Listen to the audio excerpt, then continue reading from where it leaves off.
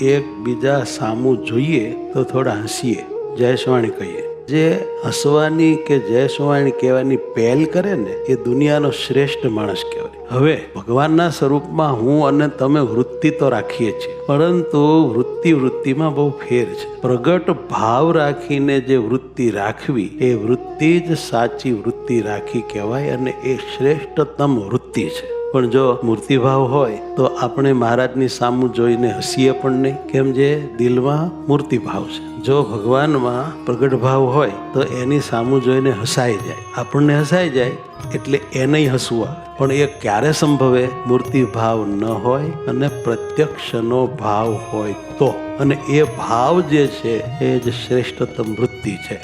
પરોક્ષથી ભવતણો પાર આવે નહીં. આ બહુ સમજવા જેવી વાત છે. જે ભગવાનને પ્રત્યક્ષ માને છે એનું જ કલ્યાણ થાય છે.